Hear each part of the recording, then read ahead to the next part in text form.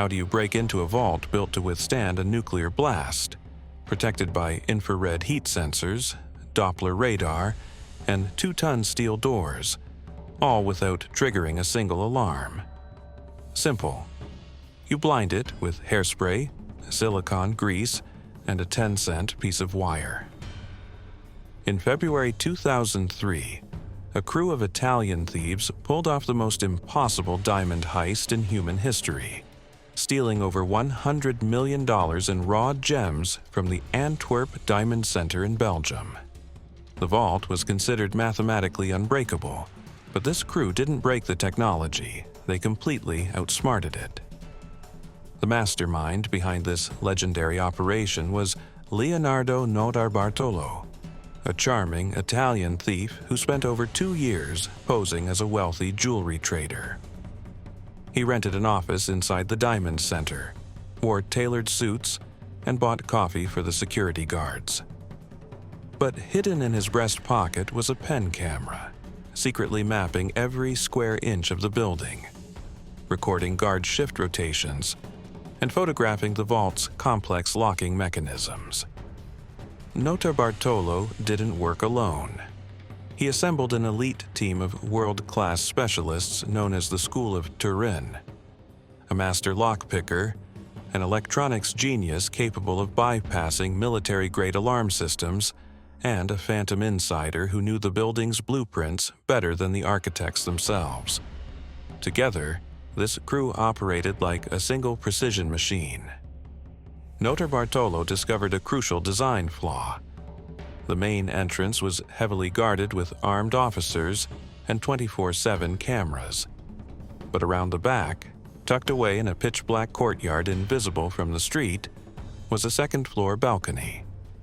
On the night of February 15, 2003, while the city was distracted by a major tennis tournament and the building was completely empty for the weekend, the crew struck. They bypassed the main entrance entirely. Using a rope ladder in the dark courtyard, they scaled the wall, stepped onto the second-floor balcony, and picked the simple window lock in seconds.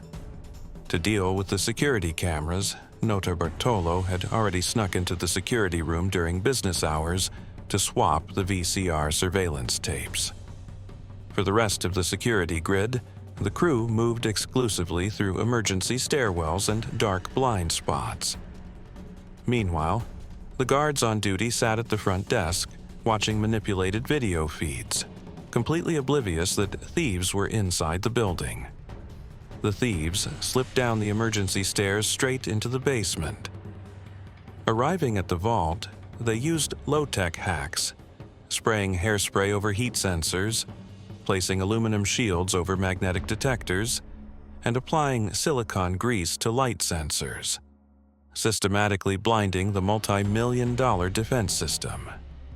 Using a custom-built mathematical tool, the lockpicker cracked the 3-combination dial, while the electronics expert bypassed the magnetic alarm circuit with a simple piece of wire. The massive 2-ton steel door swung open silently, revealing over 160 locked safe deposit boxes overflowing with diamonds, gold, and cash. Once inside the vault, the School of Turin went to work like a fine-tuned machine. Using a custom hydraulic jack, they pried open box after box, stuffing duffel bags with uncut diamonds, gold ingots, and millions in raw cash. There was so much loot that they physically couldn't carry it all. Millions of dollars in precious gems were left scattered across the vault floor because their bags were literally bursting at the seams. By 5 a.m., the crew slipped back up the emergency stairwell, dropped down from the second-floor balcony, and vanished into the morning fog, carrying over $100 million in stolen assets. The alarm never sounded.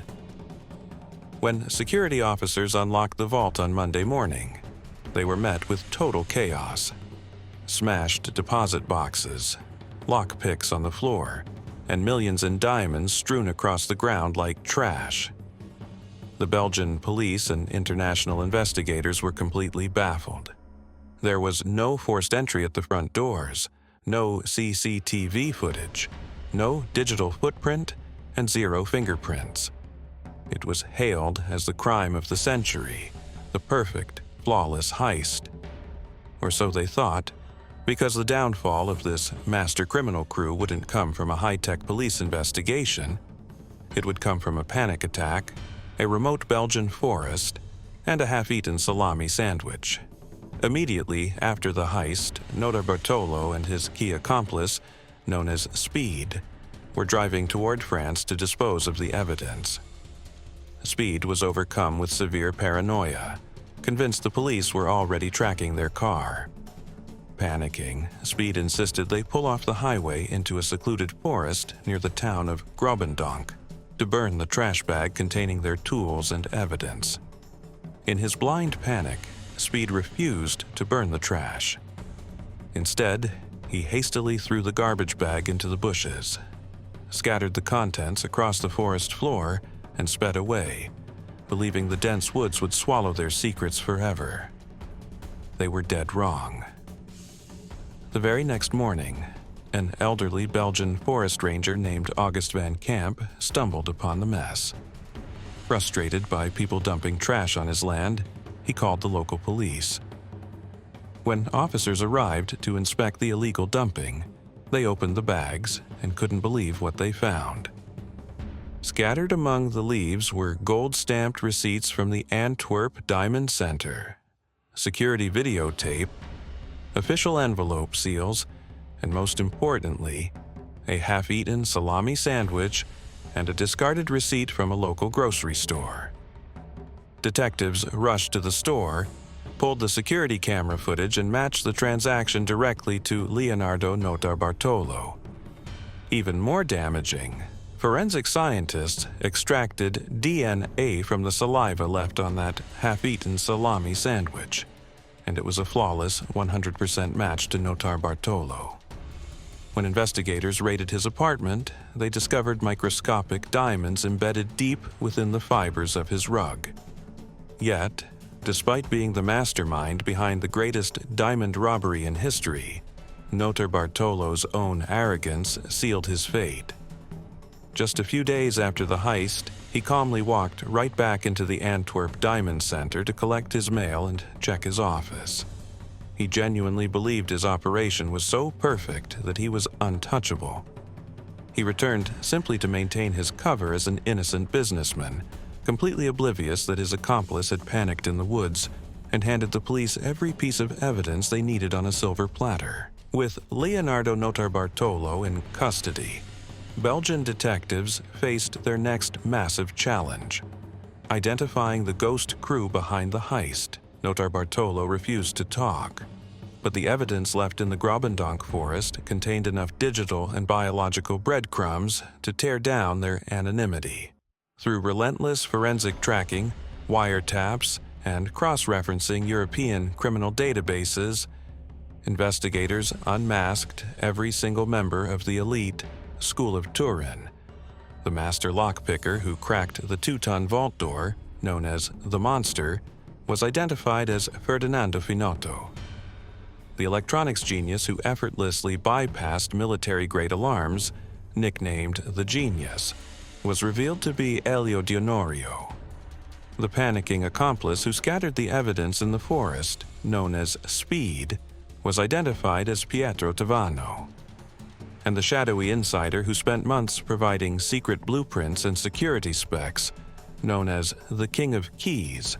In 2005, the Antwerp court handed down its final verdicts. Notarbartolo was sentenced to 10 years in prison, while the rest of his specialized crew received 5-year terms. During the trial, Notarbartolo dropped a bombshell claim that shocked everyone. He said, "We didn't steal $100 million. We were actually hired by the diamond merchants themselves for a setup." According to him, the rich diamond traders wanted to scam their insurance companies.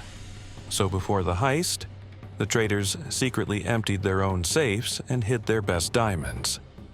Then, they hired Notarbartolo's crew to break in and take the remaining $20 million as their fee, Once the thieves left, the traders cried to the police and insurance companies, claiming the thieves stole everything, $100 million worth of diamonds. That way, the traders could get a massive $100 million insurance check for diamonds they never actually lost. Police, however, didn't buy his story. They believed Notarbartolo made up this wild tale for two reasons: to make his crime sound smaller and to hide where he actually buried the missing $100 million. Today, every member of the School of Turin has served their prison time and lives as a free man in Italy. In the end, they traded just a few short years behind bars for a lifetime of unimaginable wealth. Belgian authorities recovered less than 1% of the stolen loot. That means over $100 million in raw diamonds, gold ingots, and cash remains buried somewhere in the world, untouched and waiting to be claimed. Here's the real question. If you had the chance, would you trade 5 to 10 years of your life in prison for a hidden fortune of $20 to $100 million? Or is no amount of money worth losing your freedom and reputation? Drop your honest thoughts in the comments below. If this mind-bending heist kept you on the edge of your seat, smash that like button, subscribe to Capital Crime, and turn on notifications so you never miss another unbelievable true crime breakdown. Thanks for watching, and see you in the next investigation.